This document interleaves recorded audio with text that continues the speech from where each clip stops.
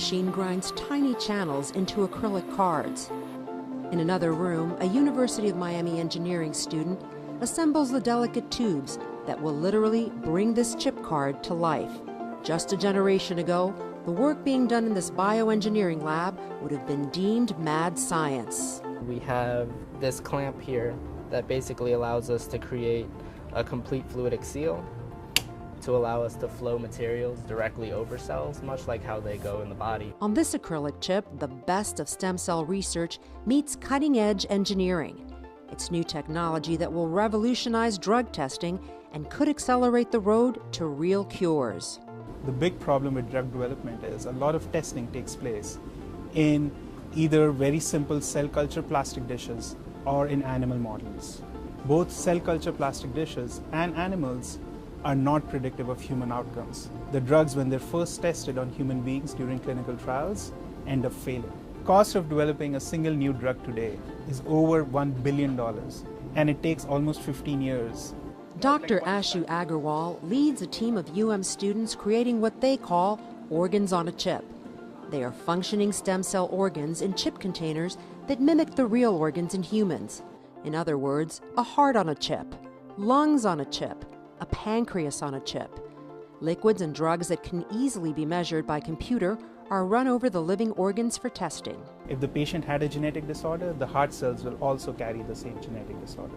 So now you have a way of recapitulating that person's biology on a dish. Now, plate those cells on these highly engineered systems. In our case, this is a bed of electrodes, which would collect the EKG signal of those heart cells. And now you can start flowing in drugs and see the effect of those drugs. The groundbreaking work has been published in Nature Medicine and rewarded with federal funding from the National Institutes of Health.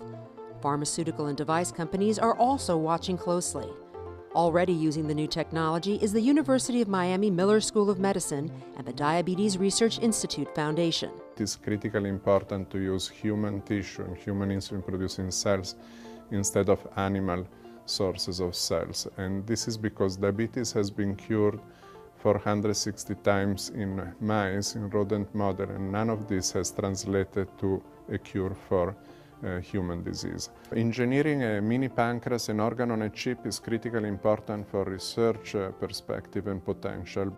Organs on a chip will also allow doctors to test drugs on the disease cells of individual patients, allowing the ultimate in personalized medicine. And this new technology will allow to do patient-specific organs on the chip, because you now can take a biopsy from a patient, even from adult cells, and then bring them back to stem cells and then differentiate them to any organ system like liver, pancreas. So then you study the sensitivity to different drugs and not just one drug or one treatment strategy for all. In another recent collaboration with engineers, the medical school's Diabetes Institute was able to create an islet scaffold implanted inside a diabetic patient with extremely promising results. We develop a three-dimensional scaffold that is fully resorbable and biocompatible, that is implanted and engineered inside the abdominal cavity of a recipient with type 1 diabetes.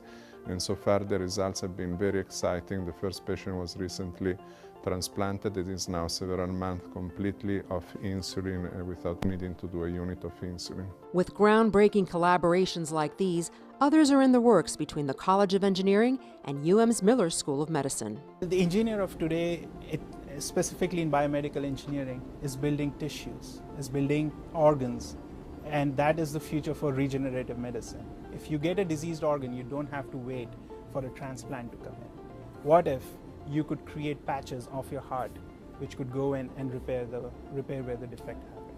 And that's what's happening at the College of Engineering. We're at the cusp of a new type of technology that has the potential to really change how we develop drugs and how we can actually personalize medicine. This work is really exciting.